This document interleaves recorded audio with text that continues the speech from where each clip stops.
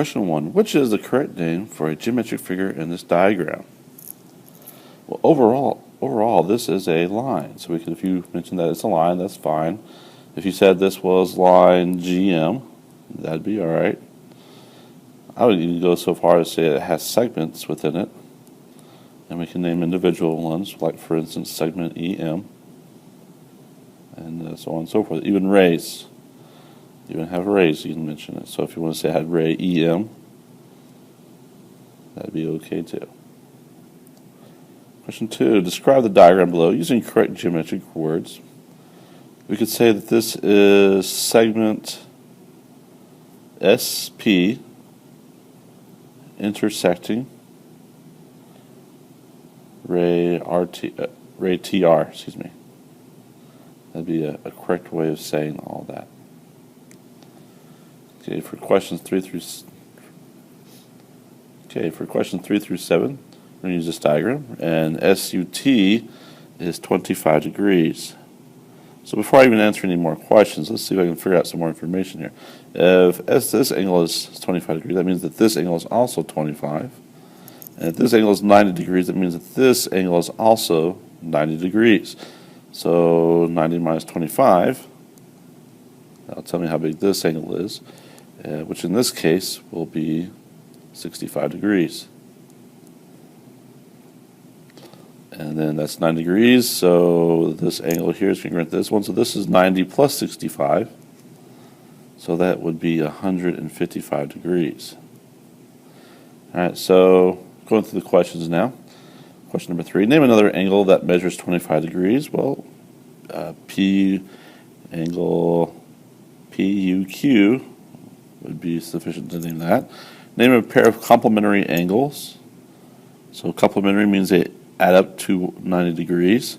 So in this case, it would be angle PUQ and QUR. Name a pair of supplementary angles. That means when you add them together, they equal 180. So I could say SUT, and with that one would be PUT. These are just examples. There's actually a whole bunch more in here. You can even go and mention that this angle plus this angle equals 180, and just all kinds of things you can build on that. Name a linear pair. So I can use actually the same answers for this next question. That also is a linear pair. Name a pair of adjacent angles. Well, those two angles are also adjacent. I can name those. So adjacent means they're right next to each other. Linear pair means they form a line. So as long as they meet those conditions, you're okay. Okay, question 8. Describe this pattern for the following sequence.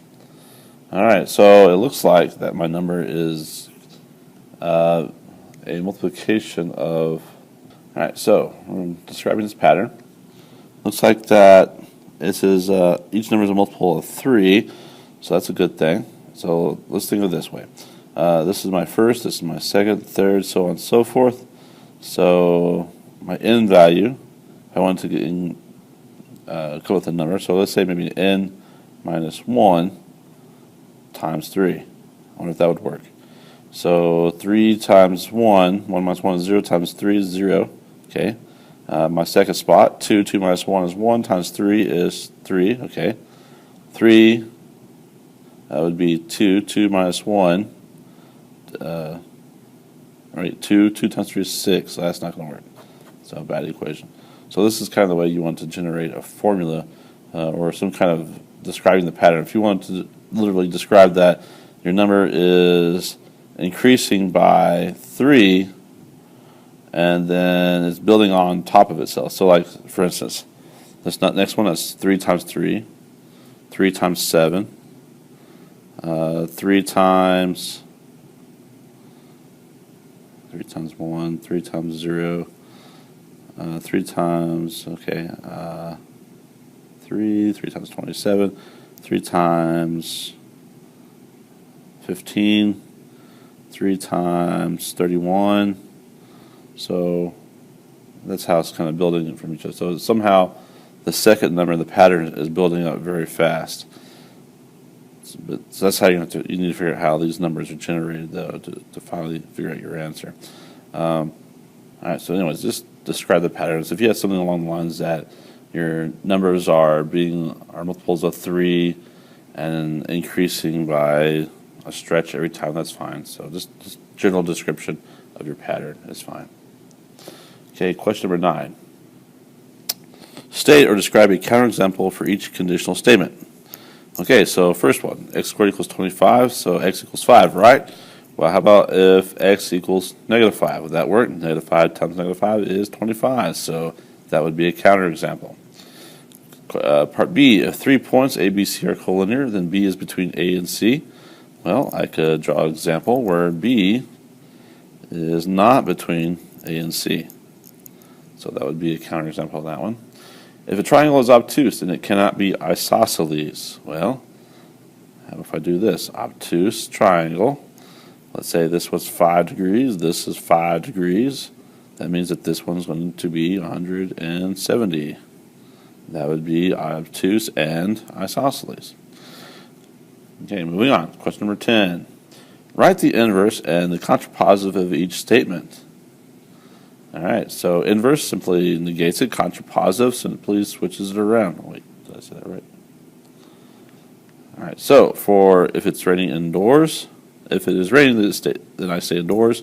The inverse of that would be if it is not raining, then I go out. Then I do not stay indoors.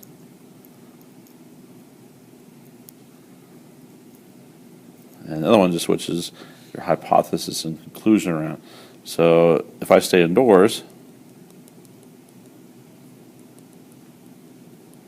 then it is raining. That's how you do that.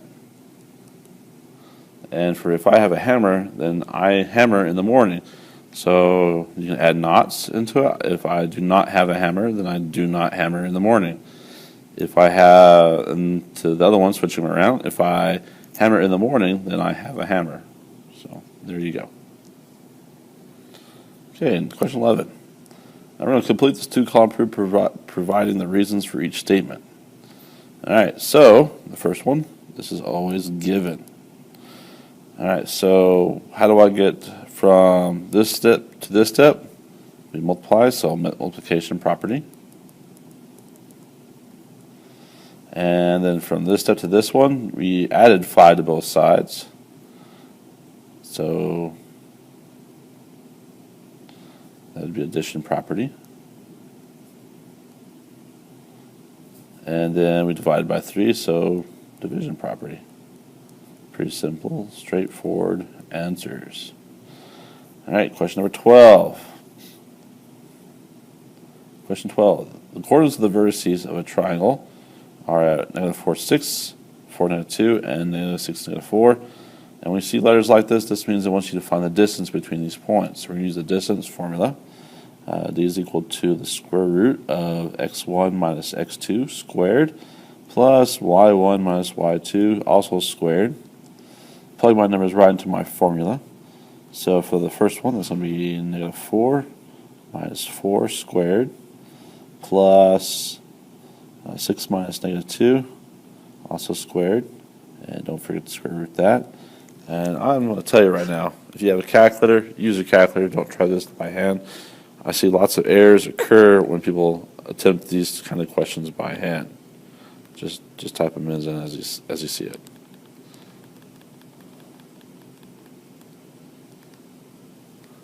All right, so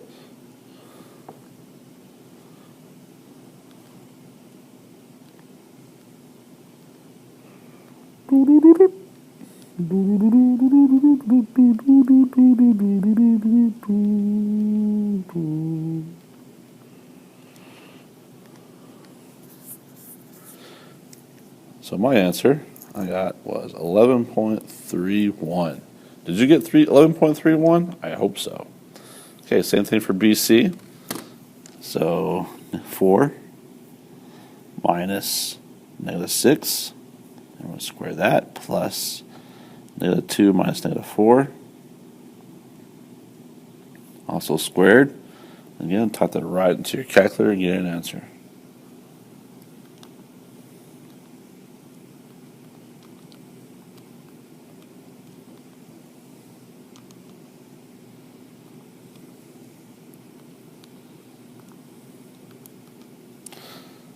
And I hope you got the same answer as I did, 10.198. That should round to 10.2. Okay, C, find AC. So A, we're just following the same process. -4 minus -6 squared plus 6 minus -4. Also squared. Don't forget to square root it. And for this answer, I get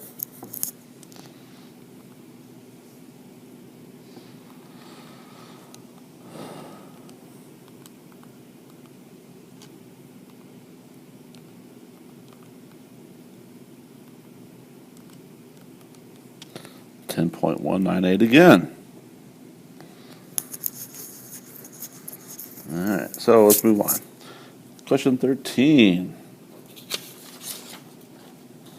All right, what is the distance between points A and B? So between A and B, how far are those coordinates away from each other?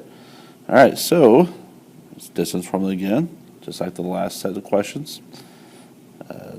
-5 minus 0 squared plus 5 minus 0 squared, and square root of that number.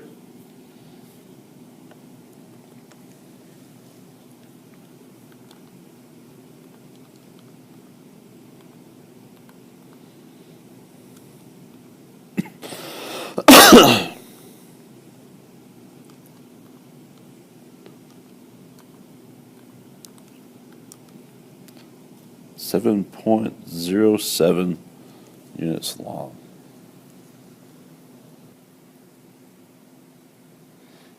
All right, question 14. R is the midpoint of segment ST. Which of the following is not an appropriate statement? So first, let's recall that when we have a midpoint, we're taking our segment and we're going to cut it into two equal portions. So here is point R, which is the midpoint, which means these two sections are congruent. Okay, so let's look at my statements here. We're looking for the appropriate statement that is not an appropriate statement. So SR and RT, do they have equal values? Yes, they do. SR and RT. Now, this one has little segments at top. Remember, when we use the segment symbols, we have to use a congruent symbol. So actually, B may be an incorrect choice. Continuing on, segment SR is congruent to RT. Yes, they have the same size, same shape. SR plus RT equals ST, the whole thing. That's also correct. So the best answer for this question is B. Segment SR equal segment RT, not a correct way of writing that.